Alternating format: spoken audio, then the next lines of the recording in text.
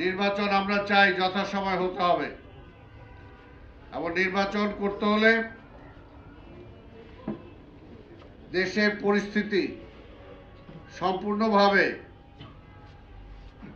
ভালো অবস্থায় আনতে হবে। সেটার জন্য যারা আজকে নির্বাচনের কথা বলে, আবার নির্বাচন ঠেকানোর কথাও বলে, আবার ষড়যন্ত্রের কথাও বলে, তাহলে এক মুখে দুই কথা বললে হবে না।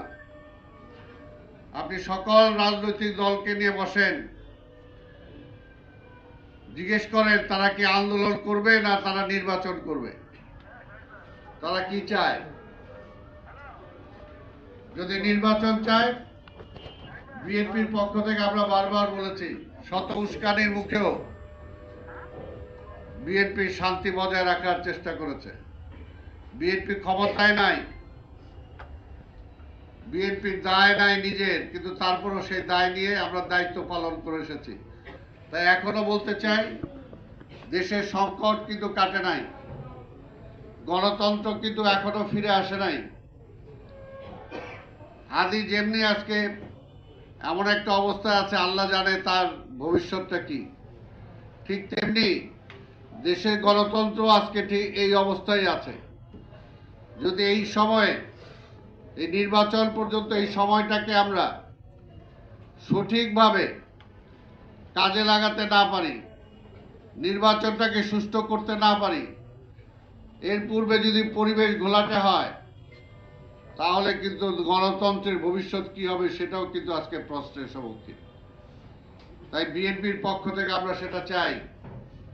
আর কত রে ভাই, আর কত পরীক্ষা দেব বিএনপি?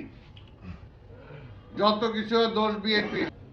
যে কোনো মানুষকে যদি আপনি বিশ্বাস করতে চান, তাকে দায়িত্ব দিতে চান, তাহলে তো সেই মানুষ বা সেই দলটাকে বিশ্লেষণ করবেন যে অতীতে সে কি কি করেছে, কতটুকু ভালো কাজ করেছে, কতটুকু খারাপ কাজ করেছে। আজকে অনেকে বিএনপির কথা বলেন, আমরা তো বলি বিএনপির অতীত দেখেই তো বিএনপিকে মানুষ সাপোর্ট করে, যে সবসময় বিএনপি জনগণের পক্ষে ছিল, জনগণের দুর্দিনের কাছে ছিল, আর আপনারা জনগণের বিরুদ্ধে ছিলেন। দেশ স্বাধীনতার আগে আওয়ামী লীগ কি চেয়েছে? আওয়ামী লীগ স্বাধীনতা চায় না, আওয়ামী লীগ পাকিস্তানের ক্ষমতায় যেতে চেয়েছে। আর আমরা স্বাধীনতার জন্য লড়াই করেছি।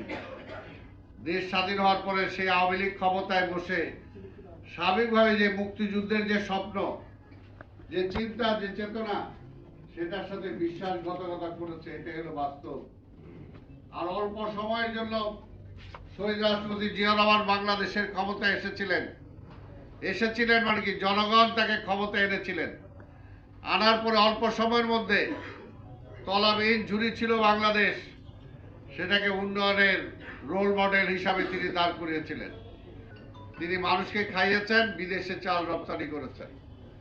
আজকে প্রত্যেকটা সেক্টরে তিনি সংস্কার করেছেন, প্রত্যেকটা সেক্টরে।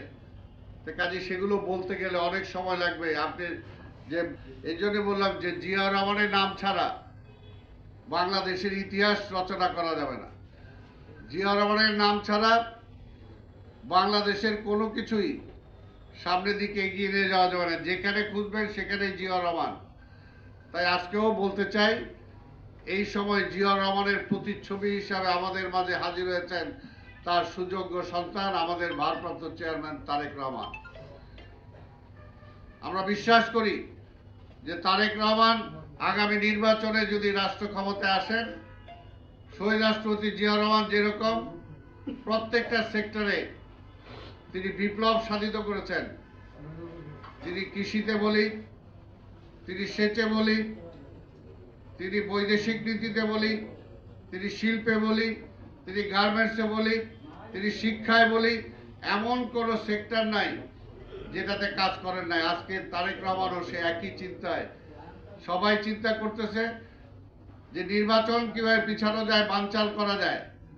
আর তারেক রহমান চিন্তা করছে যে আগামীতে নির্বাচনের পরে এই দেশের মানুষকে কিভাবে খাওয়ানো যাবে, ঢাকা শহরে যানজট কিভাবে দূর করা যাবে, কৃষকদের সমস্যা কিভাবে সমাধান করা যাবে, মা বোনদের সমস্যার সমাধান কিভাবে করা যাবে, তিনি এখন থেকে সেই চিন্তা করছেন এবং সেইটার লক্ষ্যে তিনি কাজ করছেন